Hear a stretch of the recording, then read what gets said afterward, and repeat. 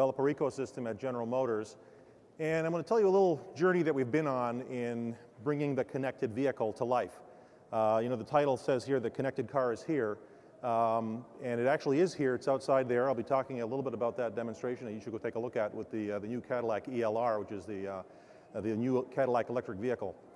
But the journey that we've been on is been going on for a very long time. So we've been pursuing these connected vehicle solutions for quite a while. And we believe that where we are today, which is with an API strategy, which is a connected strategy for developers to participate in, this is a new pivot point for us. It's a new turning point for us strategically.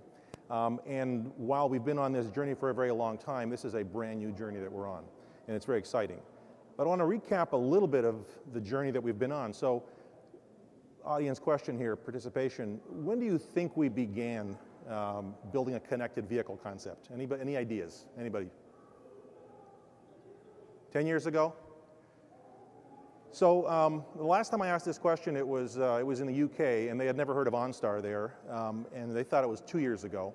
But actually, we started playing around with this concept back in 1966. And just, it's important to get a sense of the mindset in the company based upon the technology that we had at the time. And so this was a program called the Driver Aid Information and Routing System. And what it was we had to embed triplets of magnets in the roadways. So there would be 3 magnets, and then each one could be north or south pole. To the third is 8 states of information that we could convey to the vehicle from the roadway. And it would help in customers getting navigation services in their vehicle because the road knew where the road was, and you can literally navigate through this new infrastructure. Because the road knew what was going on, it also would bring in information about the road signs and the important information on the roadway in this little instrument on the dashboard, which would give you information. This was an interesting idea. It was very expensive though, because to put magnet codification in every single interstate highway in the country was a big task. And so there was an infrastructure problem, but the desire to have a vehicle that was connected to the outside world was important. Now that picture there of that little box-like thing is actually the center console of the vehicle, and you can see it had a rotary dial on that console, and it used walkie-talkie technology to allow the vehicle occupant to communicate and make essentially phone calls. Now, how many of you saw Dick Lynch's presentation earlier this morning? It was fabulous. He gave a sense of the transition of that. You saw his own versions of phones in cars. This solution was going to try to build out its own repeater network to deal with the single channels or the limitation on the number of lines. But again, this was an infrastructure play, and we said, not the right time for this. That was 66. In 1987, we took another crack at it, and this was really focusing on passenger-to-passenger or vehicle-to-vehicle communications, so that passengers can communicate with other vehicles on the road, or passengers can communicate with other business entities and calling home and so forth. And this one was also looking at having the vehicle communicate to the road system and provide much more safety solutions, the kind of things that we hear in V2I solutions today. This also required some infrastructure because at the time the cellular infrastructure wasn't fully available. It really wasn't available at all at the time. And so in the kind of scale that the automotive business needs, this required us to build a nationwide microwave tower system, which was billions of dollars, and that too was something that the automotive business did not want to invest in. We were going to wait for somebody else to build out the network. So the next attempt was in '94, and we called it Project Beacon. And at the time, General Motors owned EDS Corporation. We also owned Hughes Electronics. And we believe that with this sort of this horsepower set of assets in the company, we could develop a communication connectivity solution for our vehicles. And we learned several things. One was, yes, we could leverage these technologies. Cellular was now meaningful enough in the marketplace that we could leverage that. Satellites for GPS location did not require magnets in the roadways. And we also learned that running a company with 3 bosses or 3 owners is really hard. The governance structure was a little bit too complicated for us, and even though this was going to be a profitable business, we knew then it was going to be focused on safety and security, it was going to be a subscription-based business, we really believed this was going to work, we needed to put a different business operating structure in place. And so it was 1996 when we launched the OnStar business. Who's heard of OnStar? You know, most people have heard of OnStar. But not a lot of people would feel comfortable getting up on stage and describing it with its full richness of what it can do. I'll tell you a little bit about that, but that's not the point, because the point is that all of this background has been part of our journey to prepare us for this new pivot point that we're at with APIs and connecting to the broader world, connecting vehicles. So again, the OnStar business, the essence of it was, hey, if a car is in a crash, it should call for help. Don't you think it should be able to do that? And the answer was, yeah, it should do that. That'd be a great thing to have. That was the foundational use case. It was going to leverage the GPS so that the car knew where it was. It was going to leverage the cellular infrastructure to be able to place a call from wherever it was. We used embedded NADs, embedded cellular technology, externally mounted antennas for greater coverage, power electronics in the vehicle, and we used live advisors. We made a phone call from the vehicle to a live advisor in one of our command centers through multiple data networks and data centers. And we were able to really build that robust solution. Now, at the beginning of this, everybody told us, hey, this is a no-brainer. You know, the technology is known, you know, GPS, power electronics, cellular, call centers, you know, a piece of cake to put it all together. Well, either they didn't know or they were lying, because, you know, we are still generating patents at a rate of about 1 every 5 days in building a level of robustness in this business. We've got, you know, about 1,000 patents that we've filed. We think 95% of them are going to make it through the system. There's, you know, in delivering a hardened, robust, secure solution in this space requires a lot of hard work and a lot of sweat and tears. So we've been working on this for 17 years, learned a lot of things. You know, we leveraged the resources and infrastructure that we couldn't afford to put in place before. And so part of the story here is that by piecing together things that, you know, the rest of society has developed allows you to do new and innovative things. And that's really sort of where we are with APIs. You know, in 2010, we began to convert our own internal processes leveraging APIs. And in 2010, we applied them to provide a smartphone solution for our Chevy Volt owners. This is when the Chevy Volt came out. It allowed the vehicle to know its charge status. If the vehicle's plugged in, waiting for off-peak prices before it starts charging, you can actually override that with your smartphone if you know you've got to go out later tonight, so you can have it start charging right now. Another thing that we did with the vehicle is there was a plug-in reminder. And I had my car set so at 10 p.m., if the car was not plugged in, the car would send me a text message saying, hey, you forgot to plug me in. And you know, it saved me about 4 or 5 times. And we also built a web space, a web presence where customers can interact with their vehicle account. There was a lot more customer relationship management that emerged. Customers loved connecting to their vehicle to get information about the vehicle. And this really transformed how we did this internally.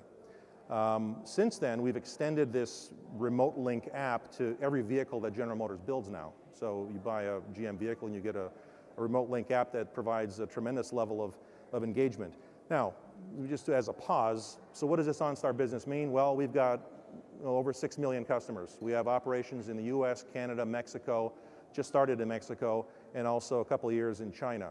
You know, in the US and Canada, we respond to about 2,500 automatic crash responses every month. We do about 20,000 red button presses. This is when a customer presses the red button, emergency button, and says, I need help. You know, at the beginning, we debated, do we need to put that button in place? And we said, well, in case an airbag doesn't go off, maybe we should have a button they can press and get an emergency call. So today, that red button is, emergencies are in the eyes of the beholder. We have a person whose child is having an allergic reaction to medication in the back seat. We have a person who's having chest pains as the driver. Passenger's having a stroke. Somebody else outside the car is in need of help. Let me press the emergency button and get them help. We call those Good Samaritan calls. We get about 7,500 of those a month. We can unlock the car remotely, kind of keys from space. How many times do you think we do that every month? I won't make you guess. 70,000 times a month. And you say, wow, you know, there's a lot of dumb people out there. Well, it's not happened to me. It happens to people about once every 8 to 10 years. You lock your keys in your car. When you have 6 million subscribers, that turns out to be about 70,000, a month. So it's a rare event, but it happens in big numbers. We do 3 to 4 million turn-by-turn navigation support sessions for our customers.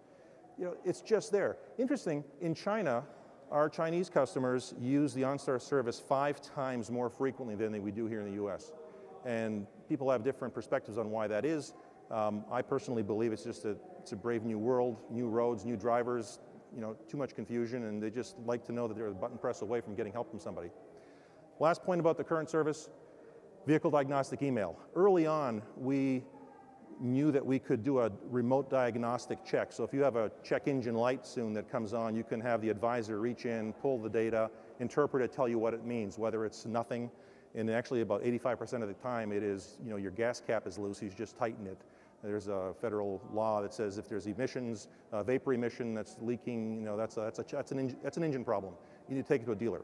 Well, actually just tighten your gas cap most of the time fixes that problem.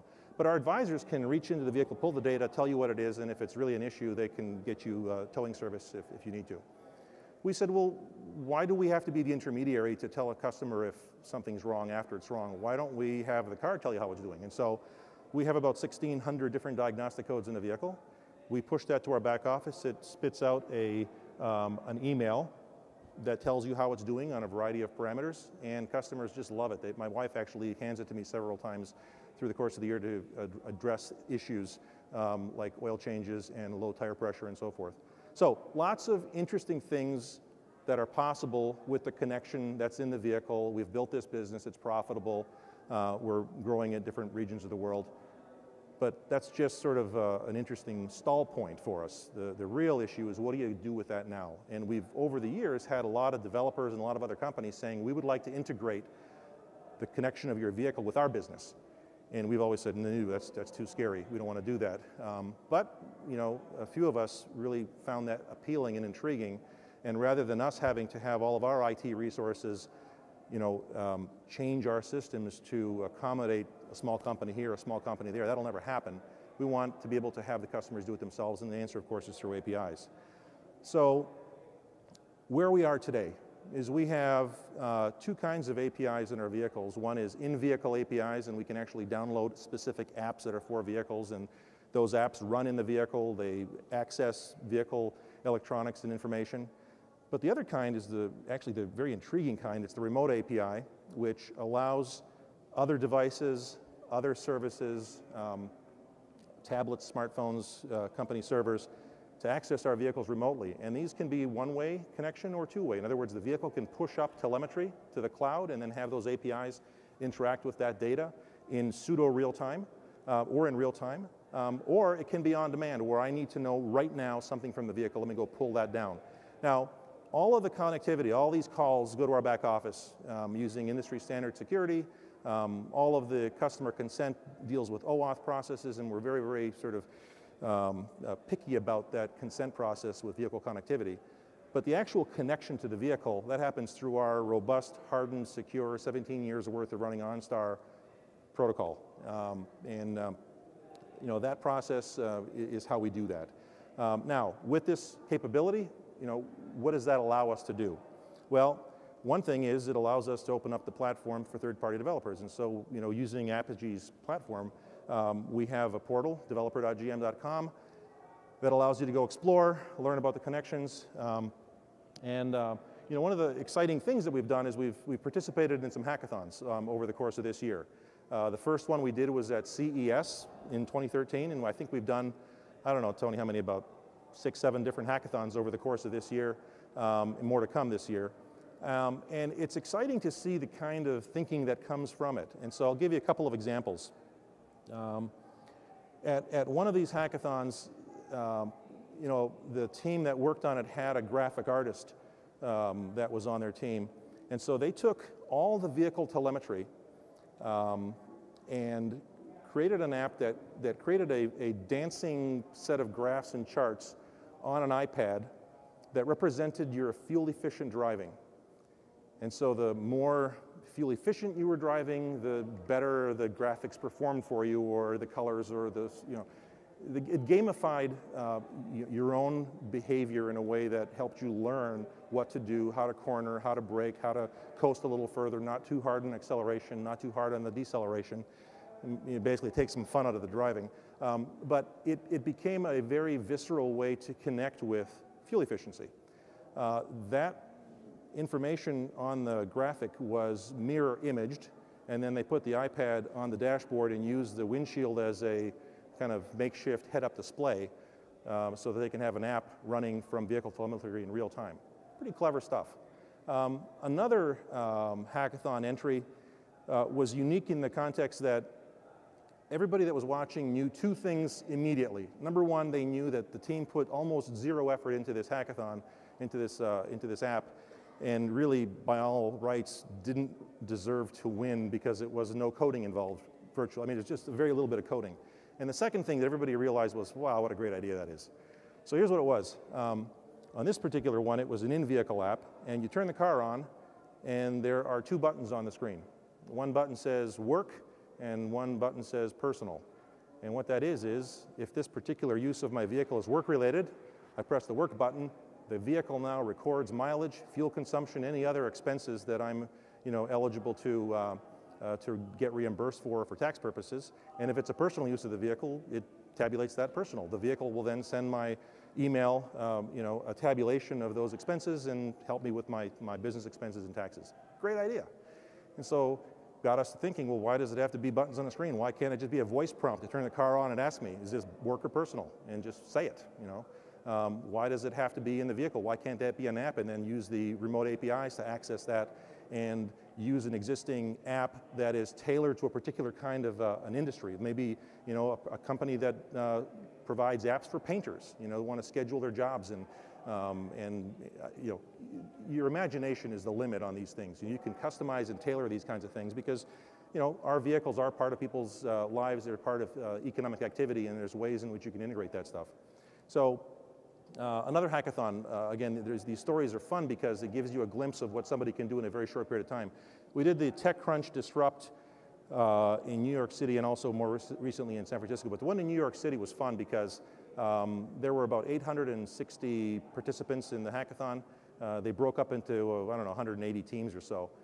And during the beginning hour, there were 15 companies, we were one of the companies, that were offering challenges for people to work on. Every challenge had different prize money and prizes associated with it. And there was this team of very young people that came to see us, and they were ages 15, 15, 16, and 17. And we actually brought a stack of cash. We bring a stack of cash that the people like to touch and take pictures with and so forth. And they said, well, what do we have to do to win that? And we said, develop an app for a car. And they says, well, okay, what do you want us to build? And we said, no, it's not what we want you to build. We want you to build something that you would like the car to have. And then they says, but none of us drive yet. We don't know what the car should have. And we said, well, that's perfect because why don't you build something that you wish was in a car? So they went off, and obviously they worked on something because through the course of the wee hours of the night, they'd come and ask us a question or two. Like one question was, can we do external calls to the internet for other data? Absolutely, you can do that. All right. So when it came time to present, they got up on stage and they said, well, we don't drive cars, but we wish this was in the car. And they showed us the Learn to Drive app. The Learn to Drive app had 15 different maneuvers that are required in the driving instructor test. It provides verbal and some visual instructions on how to do the maneuvers right. It keeps track of where you are with GPS, does an external call for the speed limit of that road segment right now, even taking into account any Department of Transportation construction that's going on. So, special, it's only 35 now, not 45. And then the car would tell them if they're going over the speed limit. And then finally they said, our parents are supposed to keep track of, during these these graduated license programs, they're supposed to keep track of our daytime and nighttime driving, and the parents are not very good at that, so the car's good at that. So the car knows what the sunrise and sunset times are based upon the GPS location, and they will tabulate the hours and send us an email with the information and logs so we can provide that as evidence for our class. Great idea. They won our first place, and they came in second place overall. We've got a small, rich set of APIs that we're making available. And the ideas and the creativity that's coming out of this is a lot of fun. So that's the beginning of the journey. So my question to you then is, okay, well, with all this, where should we be going, all right? So here's an example, and as a matter of fact, this example we brought. So that car that's out there, the Cadillac ELR, this is the example that we've got running, and it's not a kludged up demo to just give you a sense of what it's like. This is real. So the API calls are being made through the network. It's from our back office. The car is being communicated with the Apigee platform. So here's what it is. You got an electric vehicle. You plug it in. You either can choose to have it charge right away, or you can choose to wait till the off-peak hours to charge when the price is lower. So, so let's suppose the car is plugged in. It's waiting for 11 o'clock at night when the price goes down. But all of a sudden, the system, the grid now says, hey, I've got renewable energy, and you have agreed to participate in this program where if I have renewable energy and you're plugged in and not charging, you can charge and consume some of this electricity. Because the problem with renewable energy is just because you have it doesn't mean there's any demand for it. And so that demo out there says, car's plugged in, it's not charging, we turn the windmill on. That's the only fake part, it's not a real windmill, but we turn the windmill on, and it sends a signal to our back office through the utility. The utility says, hey, we got renewable in the grid. It sends a signal to the vehicle. You can charge now. Car starts charging. So this is a simple example, but it's profound in the standpoint that this is the very first time that a customer has a real demand signal for renewable energy. You know, the only other demand signal for renewable energy, well, I don't know of another one, but if there is one, I'd like to hear about it, but this is the first one I'm aware of. So this is an example of what we're doing, and we're doing a lot of smart grid solutions and applications which are going to fold their way into our production APIs over time. Here's another example. With this connectivity, there's a whole range of urban mobility companies that are in startup mode and in various modes of operation that if there was telemetry from the vehicle, whether it's location or other intent kind of things, these businesses can become more effective in how they deliver their solutions. Now, their solutions need to solve problems for every make and model in every single vehicle. But for those vehicles that have this kind of connectivity, it's simple to make a special case of within the app to take advantage of that connectivity to make the experience for the customer all the more seamless, all the more better. So again, this is a category of space where I think we're going to see, you know, a lot more ingenious thinking coming down the road. Let me ask this question. Who has heard of IFTTT? A few hands, not everybody. It's pronounced IFT. It stands for if this, then that. And Sam Ranji last night was describing it as sort of the, you know, bringing APIs to everybody. Think of it as a very simple programmable use of APIs. What it is it connects events and activities through APIs. And so they talk about channels using these simple little icons. So here's an example. If I, Nick Pudar, take a picture with my Instagram account, then share that with my son with his Dropbox account. So very simple, if this, then that, all right? And there's, you know, thousands and thousands of these, they call them recipes. These are constructs. Another one that I saw online was, you know, if it's raining in the morning, send me a text message to not forget my umbrella, okay? I have another one that says if GM stock price gets above a certain level, you know, call me, you know, so I can, you know, do something about that. So again, as you begin to think of all the various kinds of channels that you can connect APIs to this simple structure, it's a web-based recipe management system, you can begin to program aspects of your life in meaningful ways. I'd love for, you know, a vehicle to be part of this at some point in the future. But you can say, you know, well, you know, maybe what we've been doing at OnStar, we've been doing this kind of a thing. You know, if an airbag deploys in a particular vehicle VIN, then direct link that vehicle audio system to OnStar, send the GPS lat long for that particular VIN. We've been doing this stuff, but we've been doing it in our very private, very traditional, you know, enterprise IT systems. I don't think we're going to feel very comfortable opening up this aspect of our business to APIs, but there's many other aspects that would be very intriguing. So how about this one? If my vehicle, its rain sensor on the wipers senses that it's raining, then share that GPS data and the fact about the rain and maybe the speed of the wipers. That might be important to the Weather Channel. And you can begin to think about different kinds of micro weather programs. There's a fun app out there called Nooly, N-O-O-L-Y, that is a micro weather forecasting app they claim to track every cloud, real clouds, not in the cloud.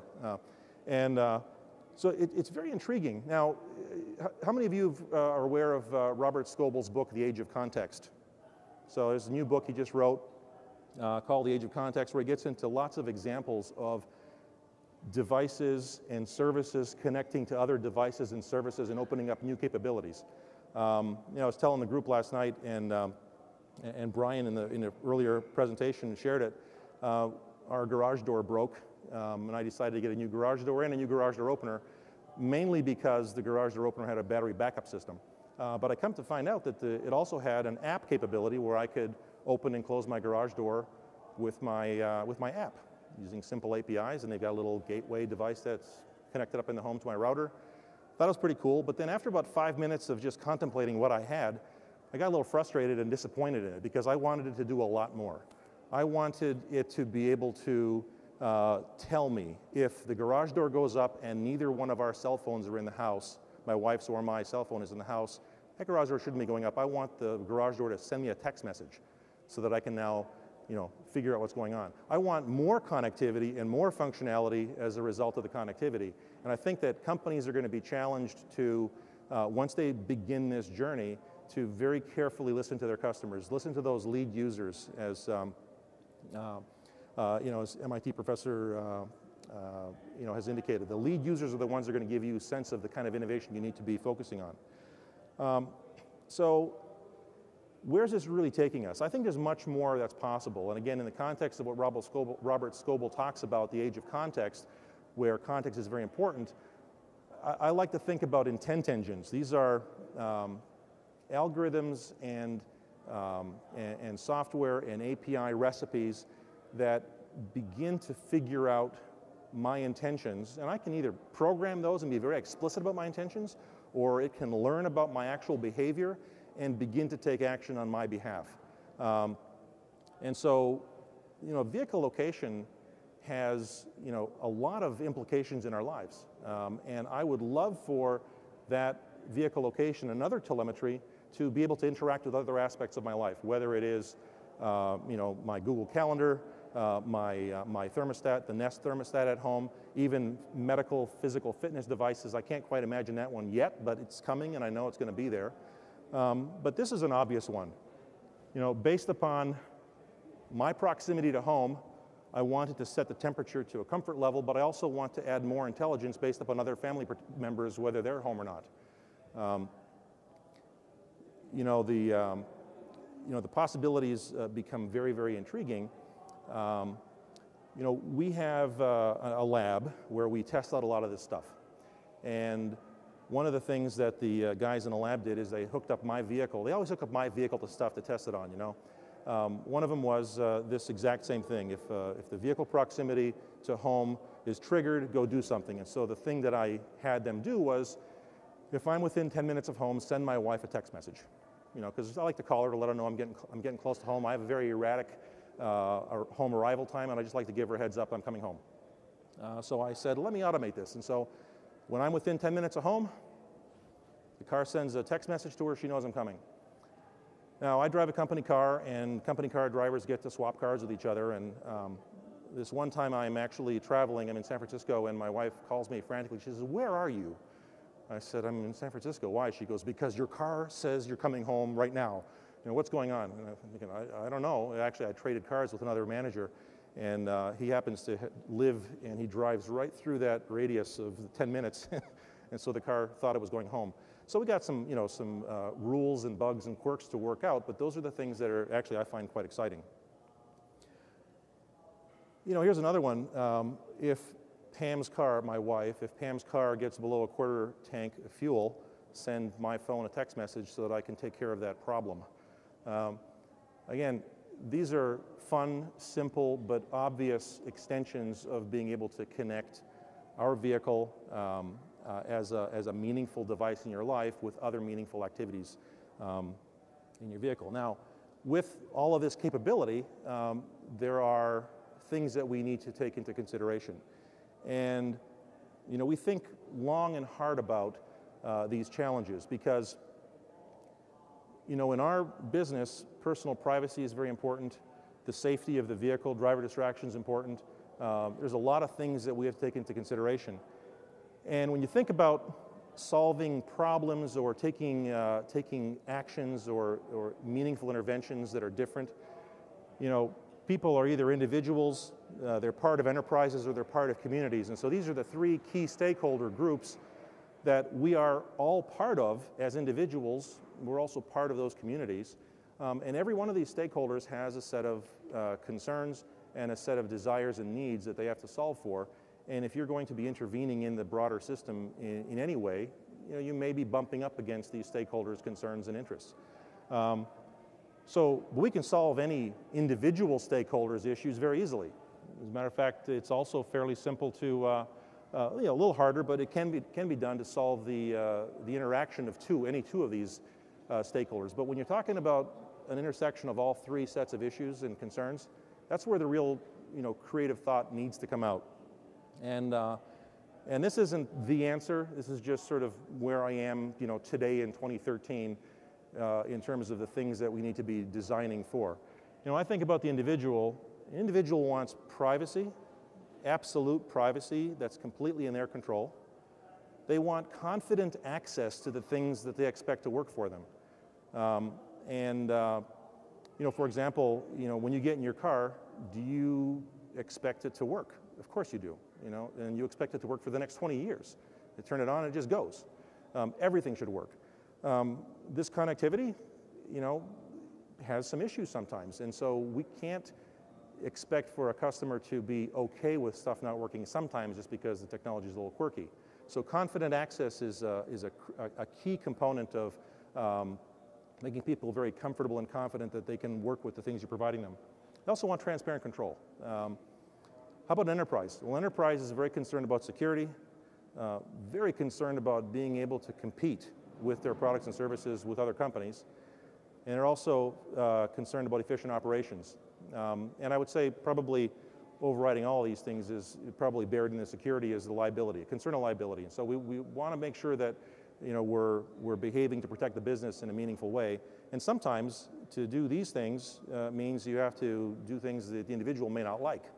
When it comes to the community, communities want unconstrained access for their citizens. And by unconstrained access, it could mean I want you know, traffic to flow freely through the downtown area. Therefore, in London, I will impose a very hefty tax to be there. So that's one unconstrained access. They want to minimize externalities. They don't want you know, one set of the community to suffer at the you know, to benefit at the expense of another stakeholder community.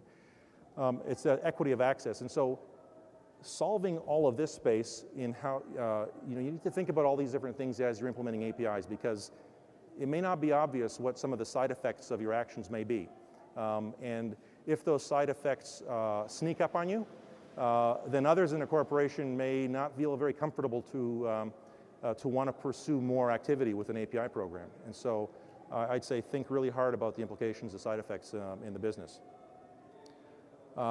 You know, again, to kind of wrap this up a little bit, when we think about this connectivity, you know, in the old days, I used to see slides of a car and then a whole bunch of stuff around it, okay?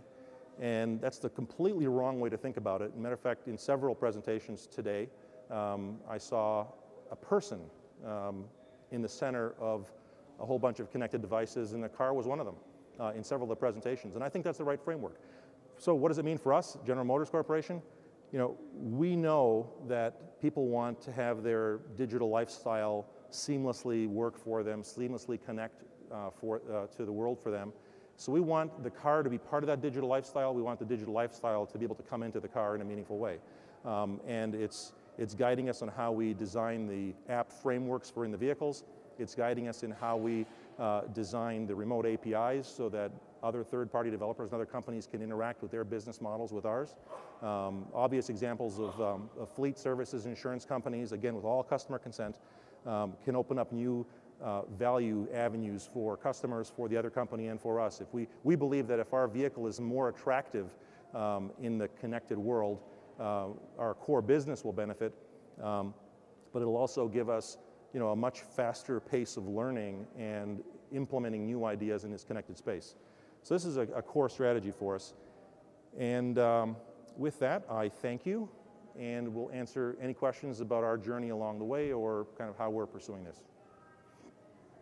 There's a microphone there, which will help.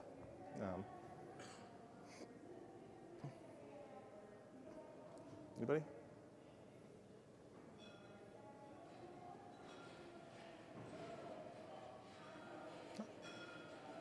So I would urge you to, did I do that? I would urge you to go take a look at the vehicle that's out there. The vehicle, it's a Cadillac ELR. It's the Cadillac version of the Volt. It's going on sale, I think, in early 2014. So there's not very many of these in the world, and we moved a few mountains to get it here. So with that, thank you very much. I'll be sticking around if you have any questions. Come on up. Thanks.